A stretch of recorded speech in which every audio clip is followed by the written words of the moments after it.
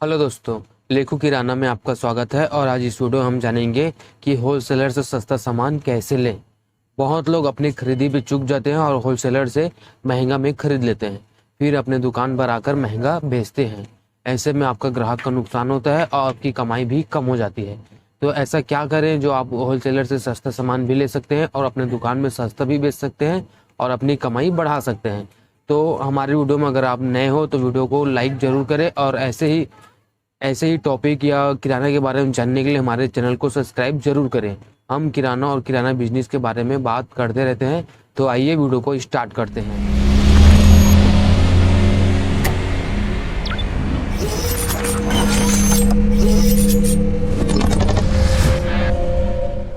तो दोस्तों, अगर आपको सस्ता माल खरीदना है, होलसेलर से सस्ता सामान खरीदना है, तो आपको अपने होलसेल मार्केट में घूमकर खरीदी करना पड़ेगा। घूमकर खरीदी करने का एक ही फायदा होता है, आपको सभी जगह का रेट मालूम होता है। क्योंकि मार्केट में एक ही प्रोडक्ट का अलग अलग रेट होता है। होलसेल में जैसे 10 का, 20 का, 30 का, 40 का पेटी में फर्क होता है। आप कभी भी एक बार ट्राई मार के देखना, अगर जिस होलसेलर से आप हमेशा लेते हैं और कभी एक दो होलसेलर के पास और जाके देखो, वहां पर आपको कम से कम 10 या 5 रुपए का फर्क मिल जाएगा। 10, 20, 30 का फर्क मिल जाएगा। इससे क्या होता है, घूम कर खरीदी करने से आपको जो मार्केट रेट है, डेली जो रेट अपडेट होते हैं वो सब मालूम हो जाता है। और आप जिससे सस्ता पड़ेगा उससे आप माल खरीदेंगे, क्योंकि आप सस्ता खरीदेंगे तभी आप अपने कस्टमर को सस्ता दे पाएंगे। इससे आपका कस्टमर भी आपके साथ अच्छे से जुड़े रहेगा और आपकी कमाई भी और बढ़ती जाएगी। तो आप मार्केट में अगर सस्ता सामान खरीदना है, वो भी होलसेलर से, तो अपना खरीदी घूम कर कीजिए, सभी जगह पता कीजिए, अपना मार्केट रिसर्च मजबूत कीजिए। इससे आपका ही फायदा होने वाला है। तो अगर आपको होलसेलर से सस्ता माल खरीदना है तो आप 4 जगह जाएं, उसके बारे में अच्छे से पता करें कि किसके पास क्या रेट है और उसके बाद माल खरीदे, तो आपको सस्ता माल मिल जाएगा। आप इस प्रकार भी सस्ता माल खरीद सकते हैं। कोई भी प्रोडक्ट आप लेने वाले हैं उसका डिमांड जाहिर ना करें। कई बार क्या होता है, जैसे हम लोग पहले से ही बता देते हैं होलसेलर को मुझे ये चाहिए करके, तो उससे क्या होता है, इसमें आपका नुकसान हो जाता है। क्योंकि होलसेलर जान जाता है इसको ये चाहिए, तो हम इसको अगर 10 रुपये ऊपर लगाएंगे तो ये खरीदेगा, कहीं नहीं जाएगा, ये तो माल खरीदेगा। तो इससे आपका नुकसान होने वाला है। आप कोई भी प्रोडक्ट आपको बहुत जरूरत है, ये होलसेलर को पता न चले, बस ऐसा माल खरीदे कि होलसेलर को लगना चाहिए कि बस अपना स्टॉक मेंटेन करने के लिए ये ऐसा खरीदी कर रहा है। अगर आप कोई भी होलसेलर को अपना डिमांड जाहिर कर देते हैं, उसको पता चल जाता है, तो आपको 10-20 रुपए ऐसे ही महंगा लगा लेता है। तो कभी भी आप होलसेलर के पास खरीदी करने जाए तो नॉर्मल सी खरीदी करें, जैसे उसको लगे कि ये रोज का जो खरीदता है वैसे ही खरीद रहा है अपना स्टॉक मेंटेन करने के लिए। तो ऐसे में आप अपना पैसा बचा सकते हैं। कई बार क्या होता है, जैसे हम लोग ऑनलाइन कोई भी सामान खरीदते हैं तो उसमें पहले से रेट दिया हुआ रहता है, उसमें हम मोल भाव नहीं कर सकते। लेकिन वो प्रोडक्ट खरीदने के बाद हमको जो होम डिलीवरी चार्ज है वो भी देना पड़ता है। तो इसमें क्या रहता है, जैसे उसको पहले से पता चल जाता है कि कस्टमर को चाहिए, आपने उसको ऑर्डर किया, तो आपको डिलीवरी चार्ज भी देना पड़ेगा और जो एमआरपी वही देना पड़ेगा। लेकिन वही प्रोडक्ट आप जब मार्केट से खरीदते हैं तो आप उसमें मोल भाव भी कर सकते हैं और आप उसको डिमांड जाहिर नहीं करेंगे। अगर वो जरूरत रहेगा तो आपको उतने में, जितने मांगेंगे उतने में आपको देगा। बस यही फर्क पड़ता है। अगर आप पहले से ही बता दें कि कोई भी ये प्रोडक्ट में मुझे चाहिए, तो आपको महंगा लगाएगा। अगर आप ऐसी नॉर्मल सी खरीदी करते हैं वैसी खरीदेंगे तो आपको सस्ता में मिल जाएगा। तो आप अपना ऐसी खरीदी करके पैसा बचा सकते हैं और होलसेलर से सस्ता सामान खरीद सकते हैं। इसमें आपका ही फायदा होने वाला है। तो कभी भी कोई भी प्रोडक्ट खरीदें कि किसी होलसेलर या किसी दुकानदार को ये नहीं लगना चाहिए कि ये प्रोडक्ट इसके जरूरत का है। अगर वो आपकी ज़रूरत को समझ गया तो आपको महंगा लगाएगा। इस वजह से अपनी डिमांड जाहिर ना कीजिए। निगेटिव रिएक्शन से घबराइए नहीं। कई बार क्या होता है, हम होलसेलर के पास जाते हैं सामान खरीदने के लिए और सभी सामानों का रेट पूछने लगते हैं कि वो कितने का है, ये कितने का है, वो कितने का है। तो होलसेलर को लगता है ये खरीदना तो आया है कि रेट पूछना है। कई बार होलसेलर यही सोचता है, लेकिन आपको इससे घबराना नहीं है, क्योंकि आप ग्राहक हैं। ग्राहक का काम होता है पहले रेट पूछना, फिर मोल भाव करना, उसके बाद सामान खरीदना। क्योंकि आपको जचेगा, आपको लगेगा अच्छा, तभी आप माल खरीदेंगे। कोई जबरदस्ती नहीं होता है कि उसको खरीदना ही आपको पड़ेगा।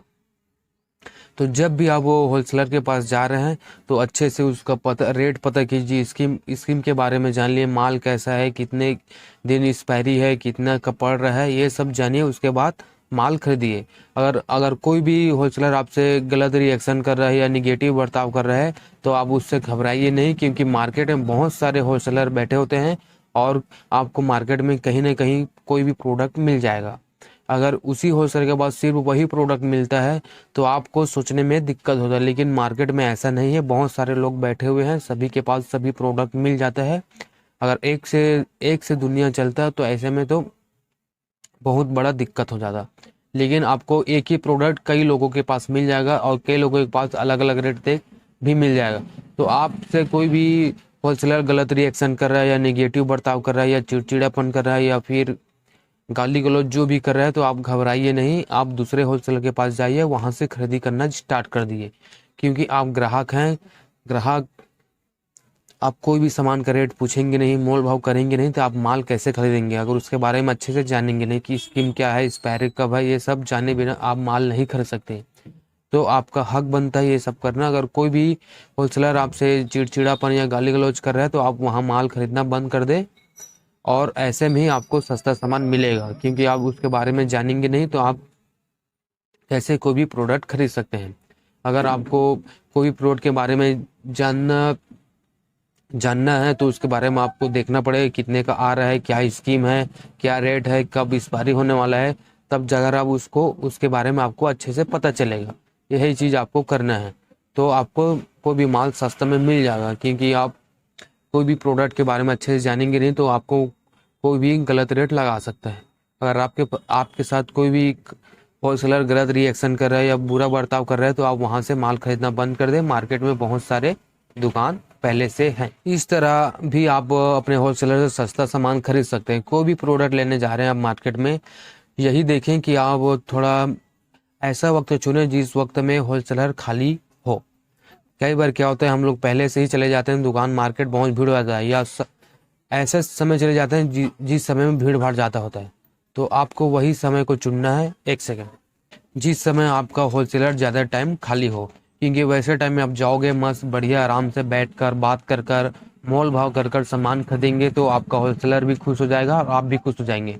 कई बार क्या होता है, अगर होलसेलर से आप भीड़ भाड़ हो और उसके बाद आप मोल भाव करने लगे तो होलसेलर में चिड़चिड़ापन आ जाता है।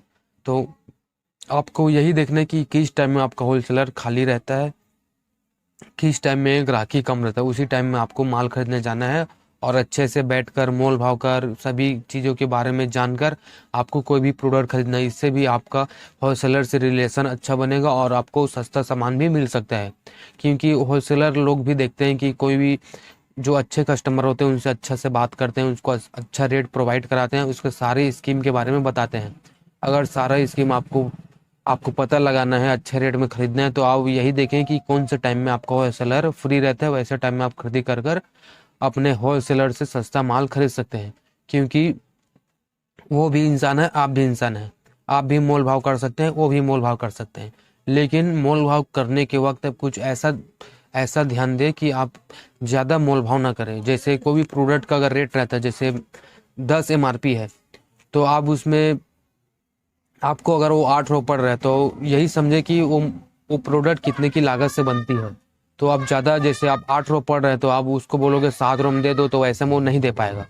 आप उसको 8 रुपये 25 पैसा, 8 रुपये 10 पैसा, 8 रुपये 15 पैसा, 8 रुपये 20 पैसा, 8 रुपये 50 पैसा, ऐसे में मोल भाव खरीद सकते हैं, क्योंकि आपको होलसेलर को भी बुरा न लगे और आपको भी बुरा न लगे। ऐसे मोल भाव कीजिए तो आपको होलसेलर को भी पसंद आए और आपको भी पसंद आए। एकदम से जैसे कोई भी प्रोडक्ट 8 वाला है तो उसको 7.5 लगाओ, 7 लगाओ, 8 रुपये लगाओ, ऐसा बोलोगे तो नहीं होगा, क्योंकि 8 रुपये उसका लागत आ रहा है तो आपको कम से कम वो 8 रुपये 10 पैसे, 8 रुपये 20 पैसे, 8 रुपये 25 पैसे में आपको प्रोवाइड कराएगा। तो आप वही चीज़ जाने कि कोई भी प्रोडक्ट के बारे में कि हाँ ये मार्केट में 8 रुपये आता है तो 8 रुपये 10 पैसे लगा लो, 20 पैसे लगा लो, ऐसा टाइप का मोल भाव करें। ऐसा मोल भाव ना करें जो आपके होलसेलर को बुरा लगे और आपको बेचने से हिचकिचाए। तो आप कोई भी प्रोडक्ट का मोल भाव कर रहे हैं तो अच्छे से मोल भाव करें कि आपके होलसेलर को भी अच्छे लगे और आपको भी अच्छे। इस प्रकार आप सस्ता माल खरीद सकते हैं। अगर आपको होलसेलर से सस्ता माल खरीदना है तो ये स्कीम ये जो ट्रिक है आप अपना सकते हैं। आप मार्केट में घूमकर अच्छा व्यवहार करके और मोल भाव करके सभी चीज़ों का रेट जानकर ऐसा खरीद कर आप सस्ता माल खरीद सकते हैं। आप अपने दुकान में भी सस्ता माल दे सकते हैं। इससे आपका कस्टमर बना रहेगा और आपकी इनकम भी बढ़ती रहेगी, क्योंकि आप सस्ता खरीदेंगे तभी सस्ता बेचेंगे, और सस्ता बेचेंगे तभी आपके दुकान में कस्टमर का भीड़ लगा रहेगा, क्योंकि ये दुकान में बहुत अच्छा रेट मिलता है, हमेशा 1-2 रुपये बाकी दुकानों से सस्ता रहता है करके। अगर आपको भी ऐसा खरीदी और ऐसा बेचना है, अपने ग्राहकी बढ़ाना है, तो ये स्कीम जरूर अपनाइए। अगर आप हमारे वीडियो में नए हो तो वीडियो को लाइक करें और चैनल को अच्छे लगे तो चैनल को सब्सक्राइब करें। तो मिलते हैं हमारे ऐसे नेक्स्ट टॉपिक के साथ। आज के लिए बस इतना ही। धन्यवाद।